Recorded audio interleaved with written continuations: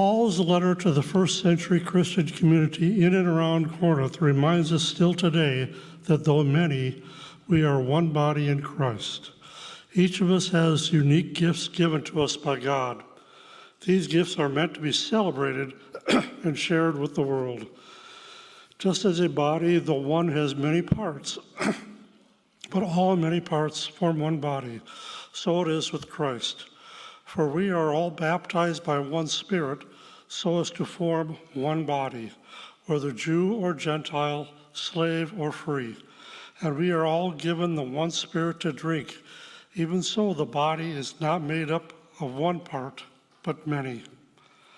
Now, if the foot says, because I am not a hand, I do not belong to the body, it would not be for that reason stop being part of the body.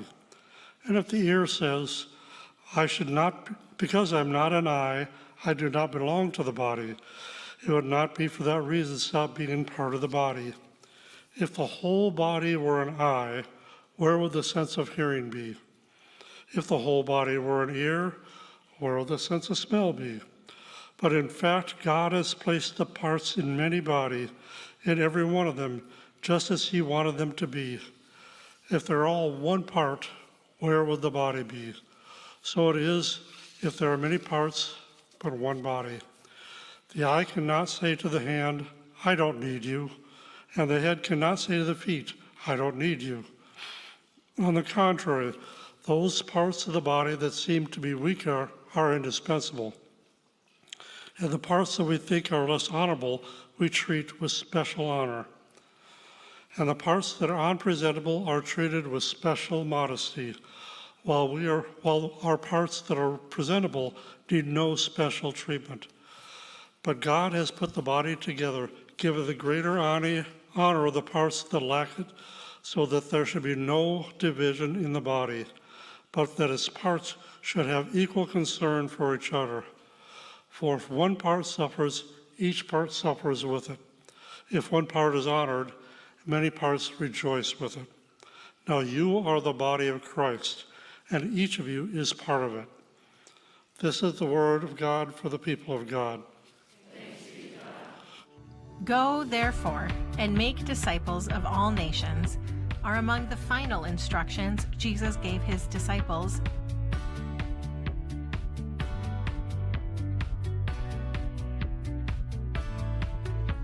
In the centuries since, Christians around the world have looked to Jesus for examples of how to care, love, and serve our neighbor, nearby and far.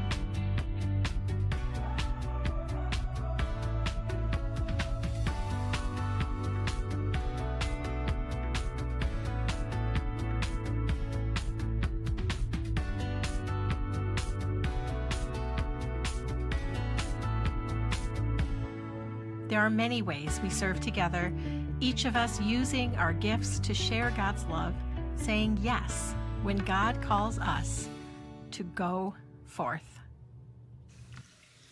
In 1984, after completing military drills off the coast of California, the USS Palau was headed home.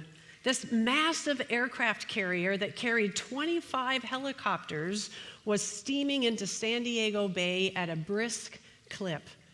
Inside the pilot house, the mood was buoyant. Soon the crew would be disembarking, going ashore, and their conversation had changed from work-related to where they might go for dinner that night. When suddenly, the intercom interrupted with the voice of the ship's engineer. The steam engines on the USS Palau had failed completely, and this left the crew unable to reduce the speed of the ship or to control the steering. Quick action was needed to avert a disaster, but no one person had the key to stopping this runaway ship.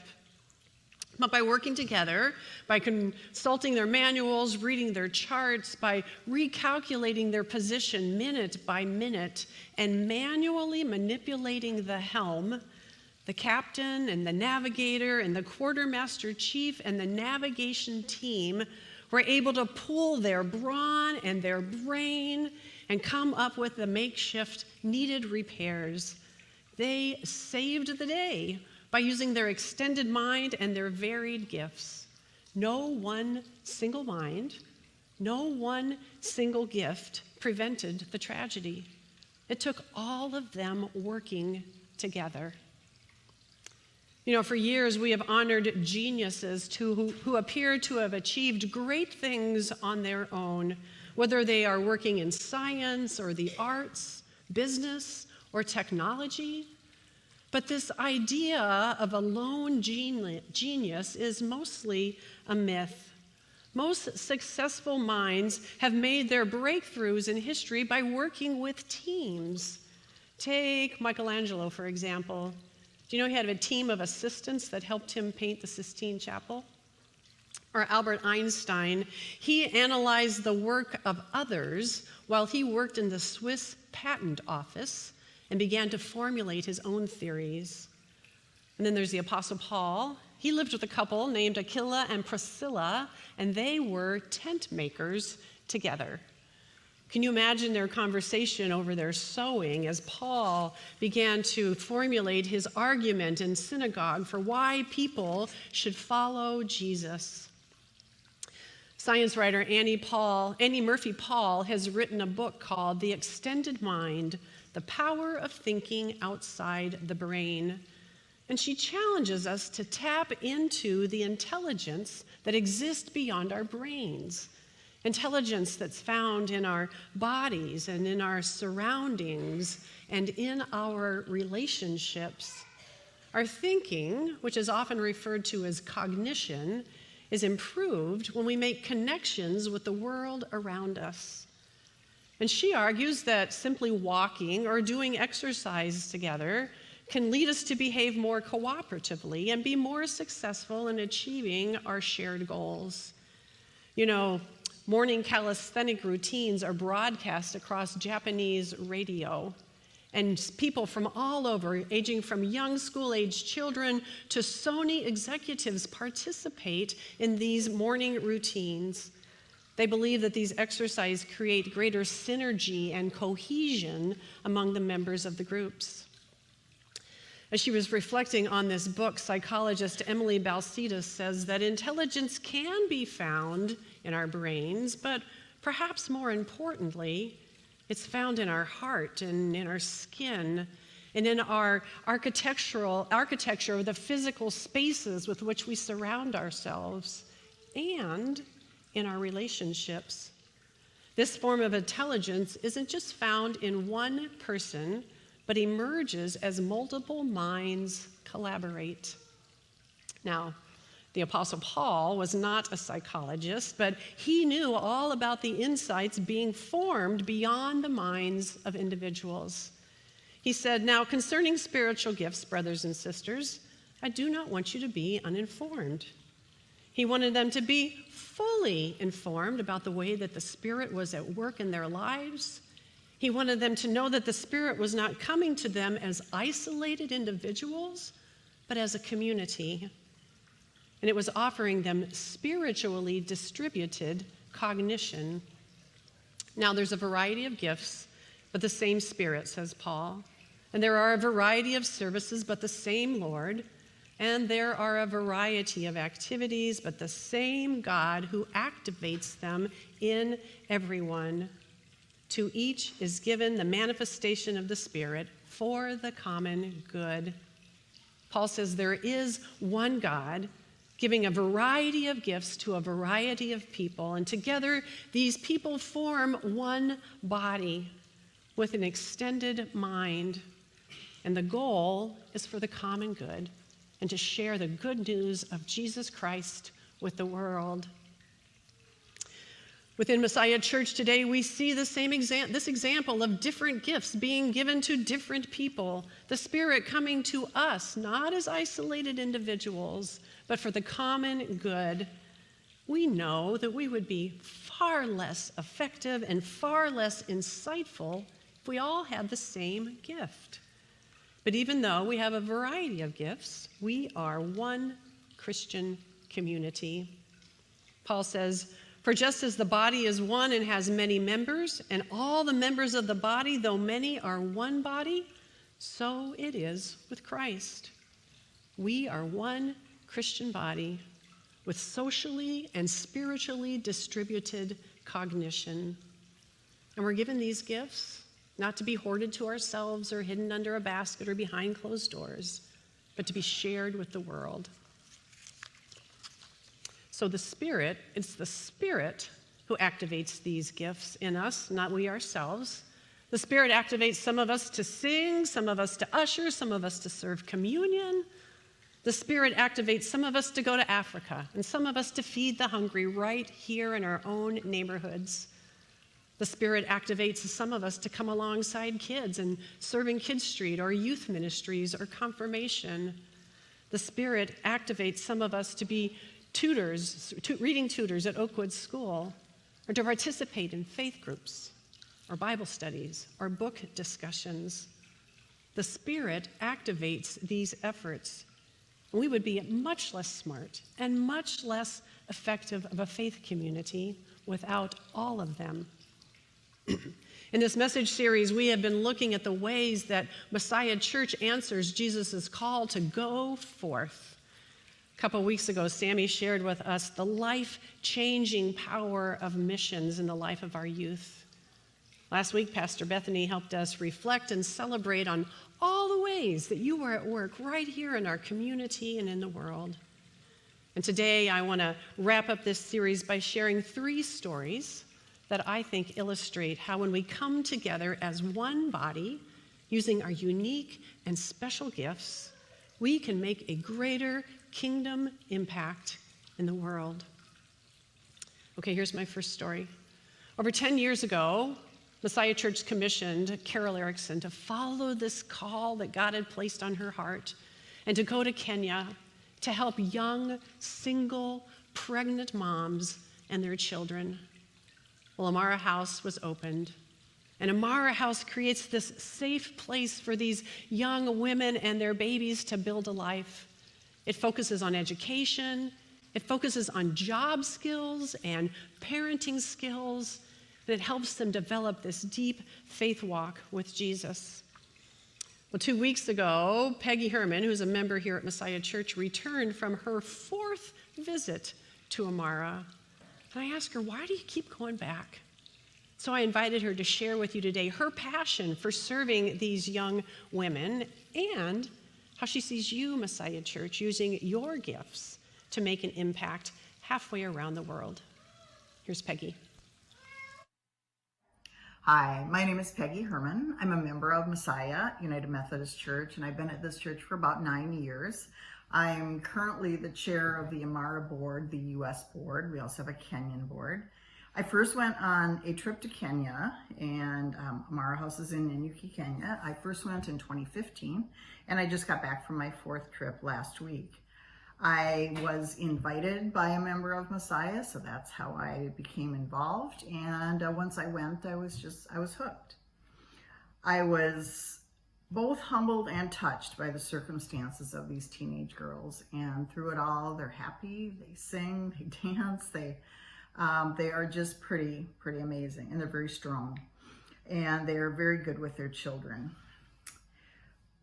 Where I think Messiah has made a big impact is, first of all, in commissioning Carol Erickson as a missionary, which we did almost a decade ago. She is the foundation of Amara House, and without her, we wouldn't be where we are today. In addition to that, Messiah has sent many members on mission trips, and all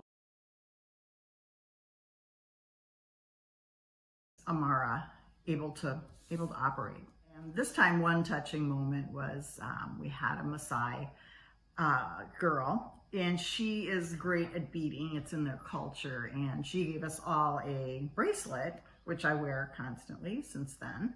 And that was after teaching the 3 of us mission trippers how to bead. And let me say, it's a lot harder than it looks.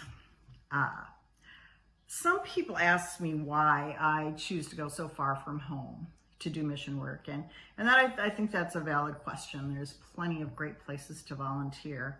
For me, I've always had a passion for mentoring young women. I did it at my job, in my career, for decades. And now that I'm retired, I have a chance to do that in a different way. I can travel.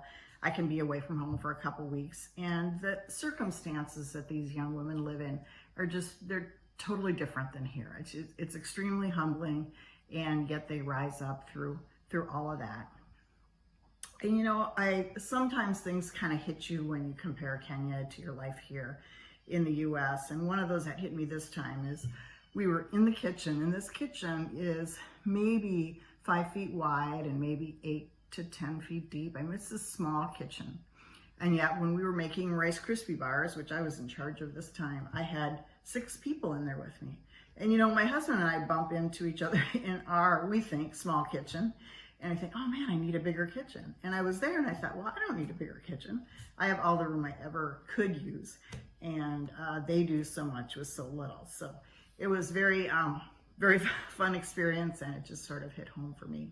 So many moms and their children have impacted me over the years, but one in particular is Evelyn and her daughter Bella. She has been with Amara really since towards the beginning, and I've watched her grown from a shy young woman, trying to raise her child the best she can to a little business owner. So I mean, it's just really fun for me, because that's what I did in my career. And this time I was with her and we talked about her basket business, and she does a beautiful job making baskets. She explained to me how she sells them at the market, and we just talked about her business concepts, and I could underscore what a great job she was doing. She just got her driver's license, which is pretty amazing, and just is turning into a very capable young woman. And she's also one of our launch moms, so she lives outside of Amara in her own little place that we help her with to get her on a good launch, and comes back to Amara to help all the time. So you see her face around. For me in particular, Amara is where my passion meets up with a very critical mission. Thanks. You are making it possible for these precious children to have a future filled with hope. Sometimes you're making it possible for their lives to be saved.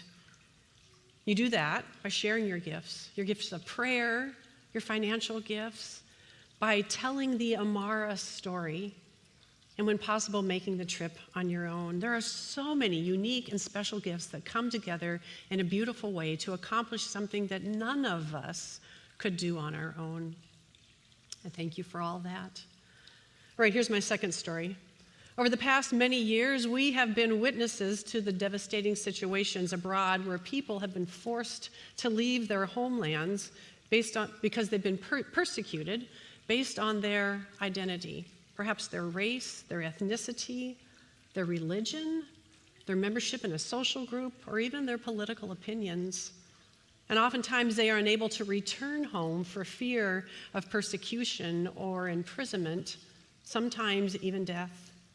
And so they come and they resettle here in the United States by invitation by the U.S. State Department, and they are offered a direct path to U.S. citizenship. And did you know that Minnesota has long been a leader in the refugee resettlement effort? And since 1970, we have welcomed over 100,000 refugees here in Minnesota. Today, most of these refugees come from Burma and Somalia, the Dominican Republic of Congo, Ethiopia, and of course, Ukraine. And these refugees, they are survivors, and they have a life filled with hope, and they bring life experiences to enrich our lives here in Minnesota. Messiah Church, we first answered the call in 2018 to come alongside a refugee family. We greeted Okunyi Ogid and her 4 children at the Minneapolis St. Paul Airport on a very cold winter day after they had lived in a refugee camp in Kenya for 13 years. I reached out to Jess Baker, she's a member of our church here, and asked her to share some of her reflections on that experience of being a part of that resettlement team for the Agids. She said, in serving on the refugee resettlement team for the Agid family, I was forced to examine preconceived notions about refugees and the process to come to the U.S. in the first place. I was able to learn about political and cultural influences that cause and continue to create situations that necessitate the need for human migration and resettlement. However, I was also given the tremendous privilege of watching this incredibly bright and resilient family restart their lives in a completely new place and transition from a place of needing our near constant support to successfully building a future and realizing the goals that brought them to America in the first place. The entire team formed a lasting and caring relationship with the family that still continues at times to support them today, but mostly now we just celebrate their successes as friends. You know, a couple of months ago, some of the team members came to me and told me that Acuna had been saving for quite some time, trying to buy a used car so that she could go back to work after the birth of baby Abigail. Well, you know the prices of used cars, right? They just keep going up and up and up, and it kept that goal just beyond Acuna's reach. And so because of your generosity, we were able to come alongside Acuna with a small gift so that she could realize that dream and buy that car. And she has been wanting to say thank you to you for that gift. So I invited her to do that today. Here's Acuna. Oh, hi. Hello to all members, to all my family, my beautiful family in Messiah Methodist Church. I'm sending my thanksgiving to all of you, to all of congregation. I'm so happy that God gave me this opportunity to let you know how grateful I am for what you have all did for me. I'm so grateful. Since I came to United States, many members of the church never left my side, which I'm so grateful that I'm blessed with amazing and wonderful people like you. Thank you so much, Pastor Tammy. I know it's because of the whole congregation that I'm able to get my car, a family car. It was for them, and I need my regards to go to all of the members of the church. We love you, and I'm so blessed to be with you. I'm so blessed with you. Thank you so much, Jane. You try a lot, and many of you are still trying until today. This is the second year of my daughters in Mankato University. I'm so grateful for your help. Many of you members are there helping us since we came to United States. I can say I am so blessed, and I love you all. I love you all. That's all. May the blessing of God and the love of God be upon all of us. Thank you so much. Acuna is actually planning to be here for Sunday Fun Day and attend second service today. So if you have the opportunity and you stick around long enough, I invite you to greet her and welcome her and congratulate her on all these successes with her family, made possible by you. All right, my last story is about our second refugee family. In 2021, when the Taliban began taking control of Afghanistan, the Afghani people began fleeing their homeland in fear for their lives. And in response to this humanitarian crisis, as we had done with the Agid family, Messiah Church made the commitment to get involved. Well, the invitation went out, and very quickly, 20 of you raised your hands, and the second refugee resettlement team was formed, this time to walk alongside the Amini family. I've asked some of the members of that resettlement team that have been walking with the Amini family to share some of their reflections with you, and here's what they had for me to share with you. During their first several months in Minneapolis, when we helped to drive Al-Hadin to and from his work, we struggled to communicate. But now, as we take him grocery shopping or assist him with his online English classes, we can communicate quite well, which is a testament to his eagerness to learn English, as well as the patient and frequent interactions with the dedicated team members. We find him to be an enjoyable and very grateful young man. In helping him, we have a new understanding and appreciation for the myriad of challenges an immigrant family faces when striving to integrate and find success in our country. In the last 20 months, in working with the Amini family, we've interacted with many resources and systems, from healthcare to schools and grocery stores and government agencies. And everywhere we have gone with this family, we have been treated with respect and dignity. Many people will say, "Welcome to the U.S." And others will thank the team for coming alongside of them.